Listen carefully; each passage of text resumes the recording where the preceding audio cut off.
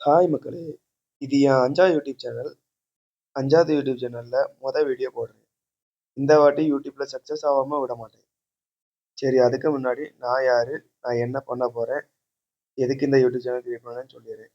என் பேர் ஹரிஷ். நான் டிப்ளமோ முடிச்சிருக்கேன். எனக்கு ஒர்க் போக பிடிக்கல. பிசினஸ் வைக்கிறது தான் ஆசை இருந்து. ஆனா அதுல தான் ஒரு ட்விஸ்ட்டே வந்துச்சு. ட்விஸ்ட் என்னன்னா, எனக்கு ஒருங்கிணைந்த பண்ணை வைக்கிறது தான் ஆசை.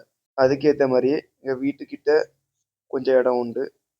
ஒரு 15 கிலோமீட்டர் தள்ளி கொஞ்சம் இடம் உண்டு. 15 கிலோமீட்டர் தள்ளி இருக்கிற இடத்துல எங்க டாடி தான் தண்ணியெல்லாம் பாய்ப்பாங்க. அந்த தோப்பு எங்க அப்பாக்கு கீழ தான் இருந்து, அவங்க பொறுப்புல தான் எல்லாமே இருந்து. அங்க தண்ணி பாய்க்கிறது எல்லாமே எங்க அப்பாக்கு பிளானிங்ல தான் எல்லாமே நடக்கும். வாழை மட்டும் ஏதாவது ஒதுக்குறதா இருந்தாலும் இதை நாங்க போய் ஒதுக்கி குடுப்போம். மத்தபடி மிச்சம் எல்லாமே எங்க டாடி தான் பார்ப்பாங்க. வீட சுத்தி வீடு பக்கத்துல இருந்த இடம் எல்லாமே என் பொறுப்புல தான் இருந்துச்சு. அதுல எது பண்ணாலும் என் பிளானிங்ல தான் நடக்கும்.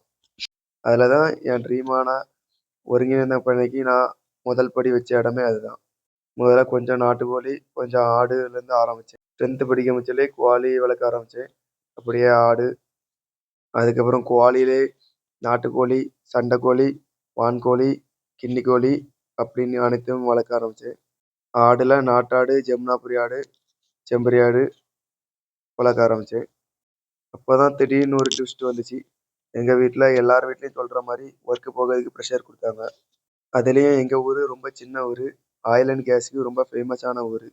அப்பதான் எங்க வீட்ல சொன்னாங்க, "நீ இங்க ஊர்லயே இருந்தா ரூ. 10,000 15,000 மேல சம்பாதிச்சிட மாட்டா. அயர்லாந்து கேஸ்க்கு போனா தான் லட்சமா சம்பாதிக்கலாம்னு சொன்னாங்க." ஆனா எனக்கு அங்க லட்சம் சம்பாதிச்சாலும் நிம்மதியே இருக்காது. இங்க 10, 15,000 சம்பாதிச்சாலும் நிம்மதியா இருக்கலாம்னு நினைச்சேன். வீட்ல அப்படி சொன்ன உடனே மனசு உடைஞ்சு போய் இருந்தேன். நான் இதுவரைக்கும் லவ் பண்ணது கிடையாது. நான் லவ் பண்ணது என் கோழி, ஆடுல தான் லவ் பண்ணேன். நெறைய பேரு சொல்லுவாங்க, பிரேக்கப் வலி தான் ரொம்ப கஷ்டமா இருக்கும்னு. எனக்கு இதோட பிரிஞ்சு போகணும்னு நினைக்கும் போது தான் ரொம்ப கஷ்டமா இருந்துச்சு. ஓகே மக்களே, வீடியோ ரொம்ப பெருசா போயிட்டு இருக்கு. அடுத்த வீடியோல நான் சொல்றேன். நான் எங்கேயாச்சும் போனேனா, இல்லாட்டி பிசினஸ் ஏதாவது பார்த்தேனா, என் லைஃப் ஸ்டோரியா ஒரு வீடியோவா போட போறேன். இந்த எபிசோடுக்கு என்ன பேர் வைக்கலாம் அடுத்த வீடியோல சந்திப்போம். அதுவரை டாடா, பை பாய்.